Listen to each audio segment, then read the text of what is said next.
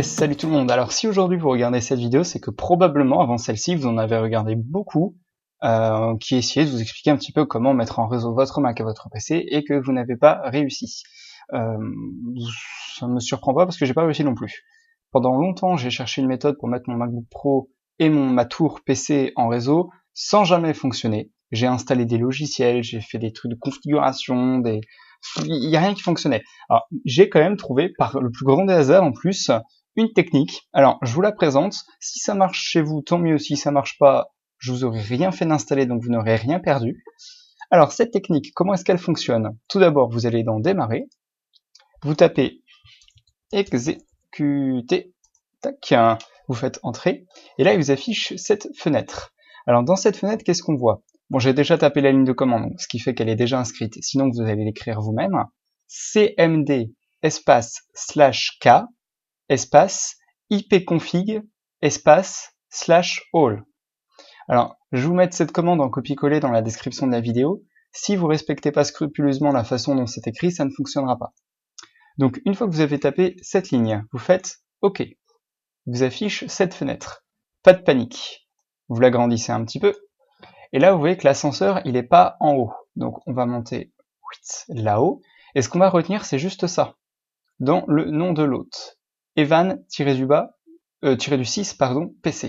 Donc vous gardez ça de côté quelque part, quoi que vous n'êtes même pas obligé de fermer la fenêtre, hein. C'est juste vraiment, il faut que vous ayez ça sous les yeux. Vous réduisez.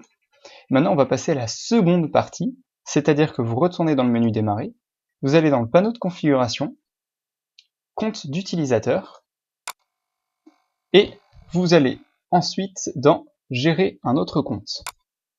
Alors moi j'ai déjà l'autre compte qui est créé, parce que sinon ce qu'il faut faire c'est créer un nouveau compte, le passer en administrateur, et moi en fait je l'ai appelé MacBook, et en mot de passe j'ai mis MacBook. Comme ça je sais très bien que c'est un compte administrateur qui ne servira que pour mon Mac, donc MacBook, comme ça je suis sûr de ne pas oublier.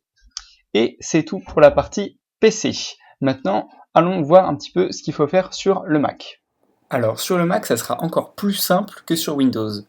Tout d'abord, on va commencer par aller dans Aller. Voilà, sans mauvais jeu de mots. Donc quand vous êtes sur le Finder, vous allez dans Aller, se connecter au serveur, et là vous tapez smb://evan-pc. Souvenez-vous, c'est ce qu'on a vu tout à l'heure dans la fenêtre noire avec la commande d'exécuter. Donc si vous tapez un autre nom, ça ne fonctionnera pas.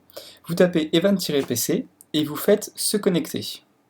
Voilà, c'est quasiment instantané. Il faut par contre que votre ordinateur soit allumé. S'il est éteint, ça ne fonctionnera pas.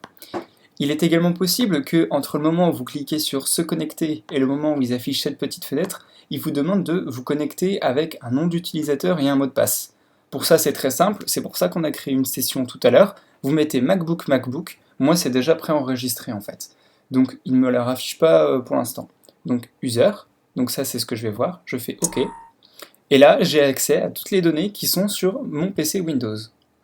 Malheureusement, cette méthode comprend deux inconvénients. La première, c'est que parfois, alors je ne sais pas pourquoi, c'est peut-être selon l'utilisation des disques durs sur le PC, la vitesse, je ne sais pas.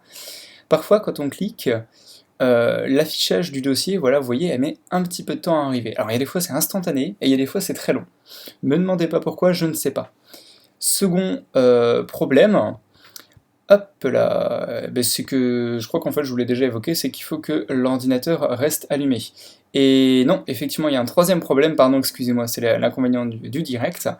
Vous ne pouvez pas écrire de données sur le PC. C'est-à-dire que si vous êtes sur le Mac et que vous voulez copier quelque chose de votre Mac vers le PC, ça ne fonctionnera pas. Par contre, vous voyez là, je vais aller dans le bureau. Vous voyez, depuis là, ça a été instantané. Moi, j'ai fait des captures d'écran là pour en faire un article pour mon site. Donc vous voyez, les captures d'écran de Windows, je les ai fait sur le Windows. Ce qui fait que si je veux les récupérer sur mon Mac, dans la mesure où je vais écrire l'article de mon Mac, je fais ça, hop, je vais sélectionner, je les copie, et vous voyez, tac, ils se mettent sans problème sur le Mac. Ensuite, dernier point, ici est apparue l'icône Users, donc c'est l'icône qui est apparue quand j'ai fait se connecter au serveur. Ça fonctionne comme un périphérique externe, c'est-à-dire que tant qu'il est là, vous êtes connecté, vous pouvez vous en servir de raccourci. Et Hop là, quand vous voulez vous déconnecter, c'est la même chose, vous le prenez, vous faites un glisser-déplacer vers la corbeille, et c'est tout. Voilà. Alors je garantis pas que ça va fonctionner chez vous, ce que je sais c'est que chez moi ça a fonctionné. De toute façon ça coûte rien d'essayer, vous avez vu, ça prend 5 minutes, ça requiert rien du tout. Voilà. Donc n'hésitez pas à me faire partager vos retours en commentaire sur cette vidéo ou sur le lien de l'article qui est dans la description de la vidéo. Parce qu'il y a des fois je peux pas répondre aux commentaires sur YouTube, je ne sais pas pourquoi. Voilà, puis si vous avez des questions, n'hésitez pas non plus. Allez, à bientôt!